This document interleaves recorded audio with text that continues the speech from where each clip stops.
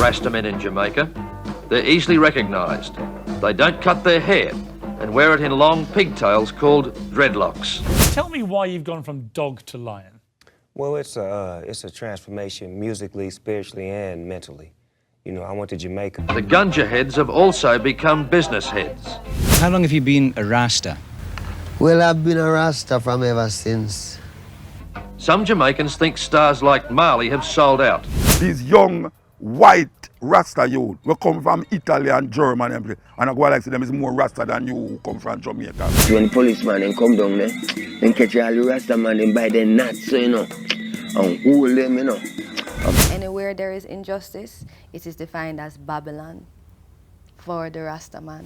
And we have to make sure that this government is answerable to what happened to Rasta in 1963. In the 1960s, they were hunted by police, beaten in the streets, and treated like outcasts in their own country. But today, their symbols are everywhere, from high fashion runways in Paris to the heart of Toronto, and their message of one love is the most recognizable philosophy on the planet. How did a small persecuted group from the hills of Jamaica end up influencing the entire world? We aren't just talking about music, we are talking about a complete shift in how the world looks at food, hair, and social justice. But there's a darker side to this story, a history of betrayal, a prophecy involving a king, and a secret war fought against the Babylon system. Today, we are going deep into the Yaad Vibez archives to reveal how the Rasta influence truly conquered the globe and why the world will never be the same.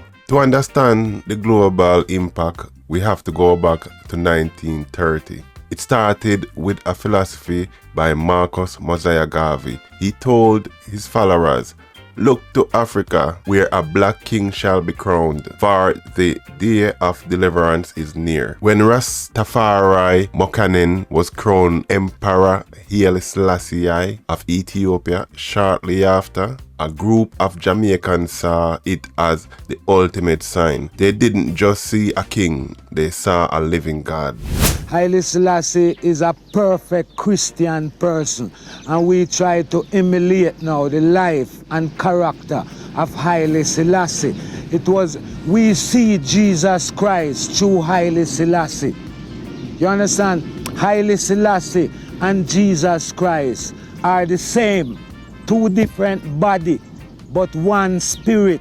But back in Jamaica, the colonial authorities were terrified. To the British Babylon system, these men with long hair and submersive ideas weren't religious, they were a threat. They were marginalized, they were shaven by force. We even saw this lately in 2021. Damning questions are being asked of the police this evening following claims from a Clarendon family that a Rastafarian relative was trimmed while serving time in a lockup in Clarendon recently. Dwayne Anderson has the details. 19-year-old Nzinga King is now sporting a low haircut. But Miss King is a practicing Rastafarian, and up to the 22nd of July, she had dreadlocks. She is livid about the change that allegedly took place at the hands of a policewoman while she was in custody at the Four Parts police station. I have been violated of my rights, and I need justice. I need it to stop. I can't even imagine the reason why she cut my hair. She have no right. They were even killed in events like the 1963 Coral Gardens Massacre, often called Bad Friday. We talk about Friday the 13th. Rasta had the real one, believe it or not. Come from Alpha, I see a crowd in Coronation Market. When I look and ask why, them say a Rasta man who sweep in the market. Police beat him up and then carry him gone to hospital, public hospital. So when the policeman then come down there, then catch all the Rasta man and buy their nuts, so you know, and hold them, you know, and put on some and bite the stick on them, you know, the button, and catch them drum, and step in at the drum and throw all the drum them in a fire. And we start run. We have to run from them because they have tear gas. We have a responsibility. And we have to make sure that this government is answerable to what happened to Rasta in 1963. And we said this without any apology. The world was trying to silence them, but they didn't realize they were about to give the world a voice it desperately needed. Rastafari is a black power movement with a spiritual nucleus. It is the only black power movement that come in the West that have at its center a spiritual awakening. And that is why Rastafari is so unique in the Western world. It's fighting for the liberation of African people. The first major weapon of Rasta influence was the drum. That steady heartbeat rhythm evolved from the hills into ska, then rock steady, and finally reggae. But everything changed when a young man from Trenchtown named Robert Nesta Marley embraced the faith. Bob Marley wasn't just a singer, he was a Rasta missionary. Every song was a sermon. When he sang Get Up, Stand Up, he was teaching the world Rasta resistance. When he sang Exodus, he was teaching Pan-Africanism. Think about this. In the 1970s, while West was obsessed with disco and glitter, a man with a matted hair and a denim shirt was filling stadiums, telling people to emancipate yourself from mental slavery.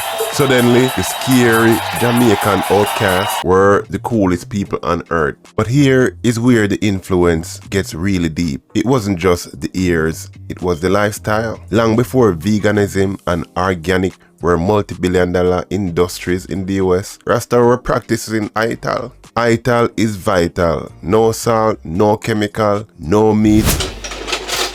Yeah, good ITAL suit the boat land, you know. The goat land? The boat, man, the boat land, you know. Good ITAL suit, you know, the boat land. How the boat land, ITAL, man. ITAL's. They saw the body as a temple long before the West caught on to the wellness trend. And then there's a here. In the 50s, dreadlocks were a symbol of dread, a way to show you we're a rebel against society. How important are the dreadlocks? This? Is that This part is my of being identity, a Rasta? man. Yeah, this is my identity. Do you have to have dreadlocks if you're a Rasta? But if he's a Rasta, then you wouldn't see why you shouldn't have it, because then you don't know freedom is freedom and you don't have to bow, you do whatever you like. But it's not a thing to say, well, I would like to be a Rasta, but I wouldn't like to have this. You dig? Today, it's a global fashion statement, but for Rasta, it's a lion's mane. It's a spiritual antenna. Even the language we use, words like vibes, you know, you're on the Yaad Vibez channel, words like empowerment and the concept of I and I has seeped into global slang. When you say, I'm feeling the vibe, you are literally speaking the language of a 1930s Jamaican movement. Now here is the hidden truth most people miss. The Rasta influence isn't just cool, it's revolutionary. Tell me why you've gone from dog to lion. Well, it's a transformation musically, spiritually, and mentally. You know, I went to Jamaica on a journey to make some music and eventually became, you know, engulfed with the spirit of Rastafari and the spirit of reggae music. And the transformation was necessary. It became what it is. Jamaica is a very special place, isn't it? I've got good friends there. In Africa, reggae and Rasta philosophy became the soundtrack for our liberation. In Zimbabwe, Bob Marley was the guest of honor for their independence. Midnight, the exact moment of independence. As Prince Charles, Governor Soames, and hundreds of visiting heads of government and VIPs from around the world watched, the new flag was raised, Robert Mugabe's government assumed power, and Zimbabwe was born.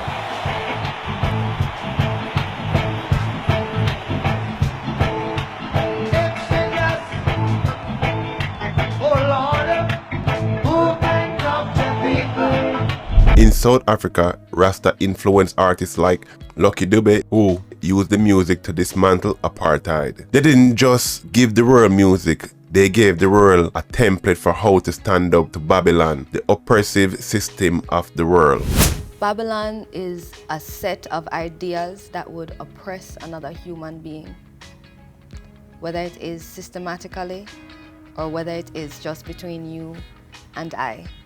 Whether it's the indigenous people of New Zealand, the Maori, or the First Nations in Canada, they all identified with the trench town struggle. Because if a small group of Jamaicans could survive the system and take over the world, anyone can. Even the hippies follow the Rasta movement. It's crazy to think that a movement that started in the ghettos of Kingston with people who were literally hunted for their beliefs is now the most influential cultural export Jamaica has ever produced. That the music of the slum people has merely become music to the ears of the world's white pop promoters. From the Ital diet to the lion spirit, the Rasta influence is woven into the fabric of the 21st century. But as it becomes more mainstream, some say the original spirit meaning is being lost. These young white Rasta youth will come from Italy and Germany. Them don't sit down and talk to them parents about our struggle, our liberation. But when a reggae concert, them a jump about Jah Rastafari and a jump about this and that. And now we're the most red, gold and green. And I go like say them is more Rasta than you who come from Jamaica and who has talk about Rasta. How that possible? How we allow that? Because them a usurp our thinking again, just like how them usurp and tell us Egypt, no, in Africa. What do you think? Has the world truly embraced Rasta culture, or have they just turned it into a fashion trend? But Bob reckons BMW stands for Bob Marley and the Wailers. And let's settle this in the comments. Who is the most influential Rasta of all time? Is it Bob Marley, or is it someone else the world needs to pay more attention to? Drop your thoughts below, and if you're feeling the vibes and you happen to subscribe, remember to hit your notification and watch one of the other videos them where blow up. This is Yaad Vibez. Until then, one love, peace. They all say they're religious and worship the dead emperor of Abyssinia, Haile Selassie, as Jah, God. And through their marijuana haze, they dream of going back to Africa.